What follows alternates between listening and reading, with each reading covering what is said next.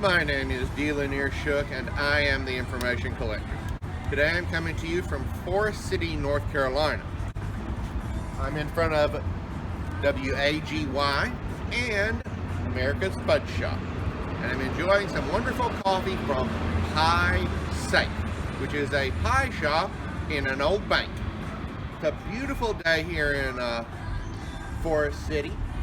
It's cloudy, but there's no rain. So it's overcast, so you don't get too much sun, and the temperature is wonderful. And I'll be showing you a bit of Forest City.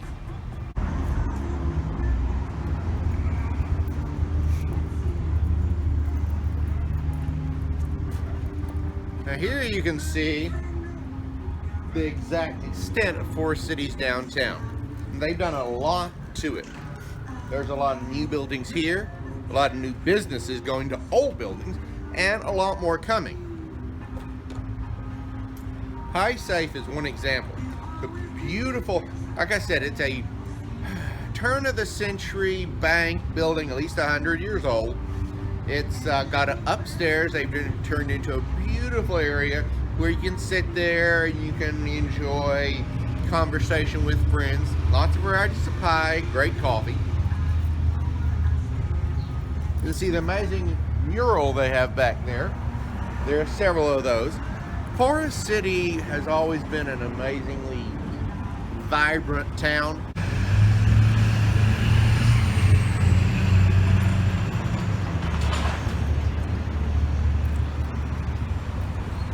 And here you can see the full extent of the Main Street mural. It's quite remarkable.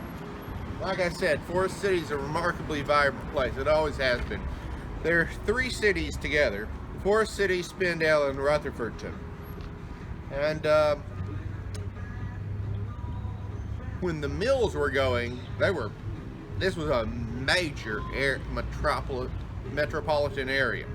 The mills closed, slowed down a little bit, but it's really starting to pick back up. And this is one example of what the city fathers are doing to keep the momentum going.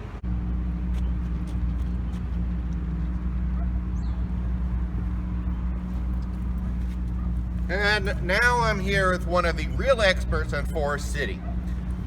This guy, he sees everything. He's always here, he's here all the time, sees everything. So tell me about some of the highlights of Forest City and how the new businesses have changed the face of downtown. Wow, that's pretty impressive. I see. Well, there you have it, folks. I couldn't have said it better.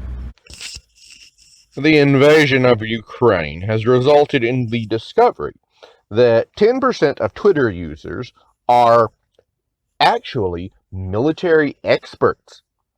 And one maxim that they have repeated ad nauseum is that, quote, amateurs talk strategy, professionals talk logistics, which I believe is attributable to General Omar Bradley, General of the Army Omar Bradley, one of only 9 5-star generals in U.S. history.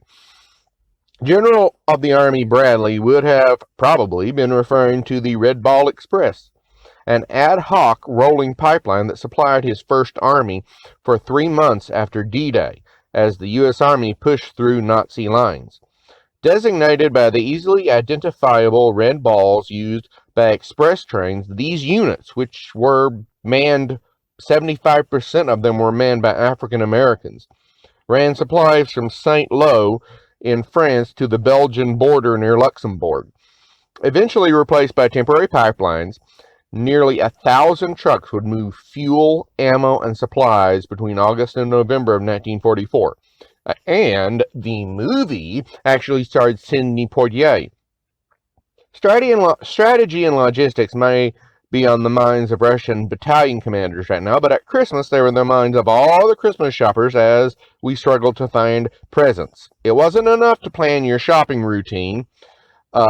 In fact, in the summer, Dollar Tree's financial reports to shareholders said that they were only going to get about half of the freight shipments they had ordered.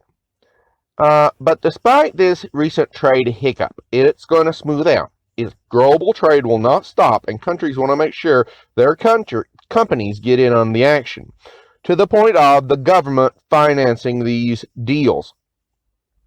FinExpo is the Belgian government agency tasked with increasing Belgian exports to developing countries.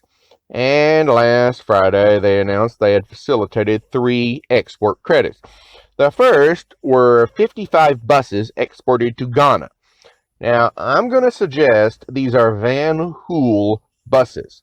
Now, Van Hool is a Belgian bus manufacturer who listed African nations as customers from Cape Verde to South Africa.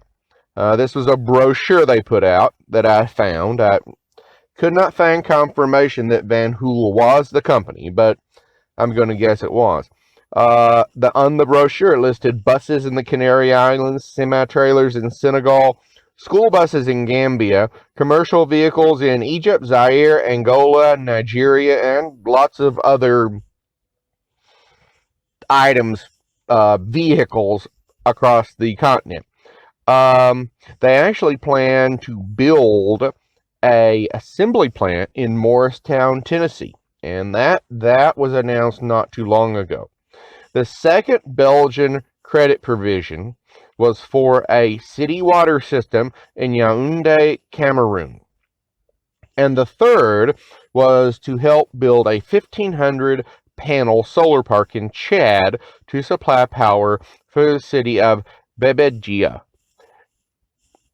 Trade is part of the rebounding economy, and everyone around the world wants to spend money, and everybody else wants to take advantage of it. Speaking of imports and economic activities, instability in Eastern Europe has increased in energy prices, and inflation showed an influence in last Wednesday's report from the American Iron and Steel Institute.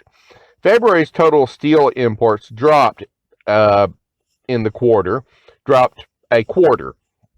and finished steel imports dropped a fifth compared to January's imports the previous month.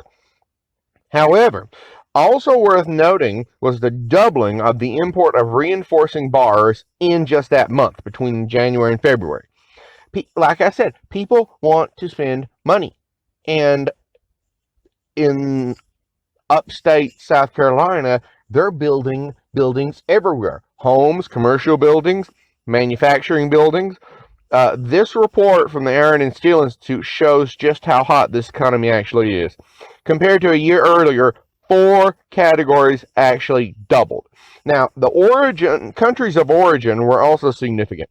In February, Canada, Mexico, Brazil, South Korea, and Vietnam were the top suppliers to the U.S. of these steel products.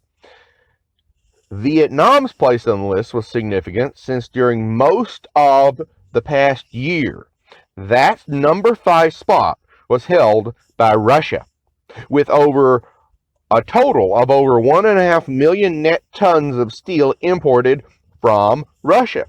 The shift to Vietnam shows the shifting trends in the region.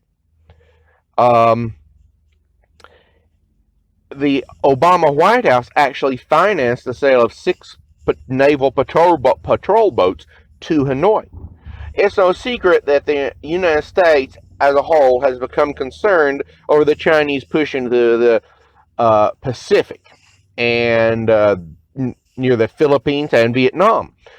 But the Trump White House also put teeth into that concern by transferring a Coast Guard cutter, the former USS Morgenthau, to the Vietnamese Coast Guard to protect their territory from the Chinese Navy.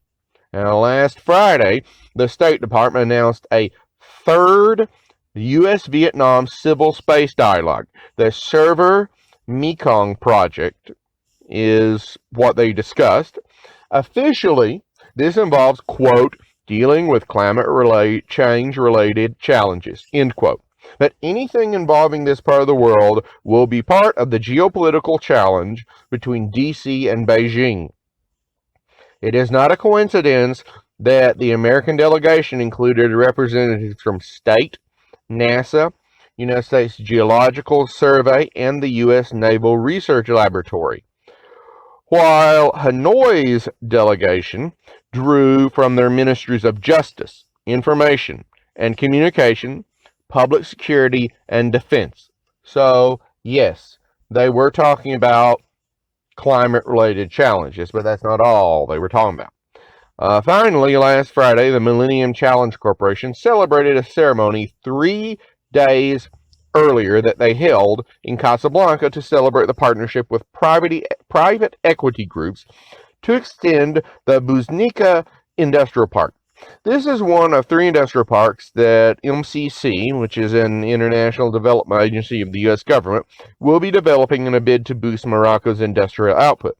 The Millennium Challenge Corporation's Morocco Employability and Land Compact is approaching assistance to the Moroccan economy in several ways, and it's not limited just to industrial parks. They're also working on vocational training and reforming the legal system to guarantee the rights of women to inherit land and provide legal titles to the owners of small farms that were plots of bigger collective properties.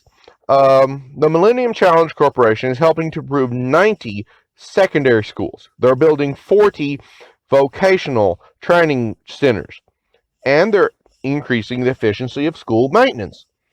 The job training centers are going to be in traditional artisan crafts, shipping and logistics, the building trades, health services, and tourism.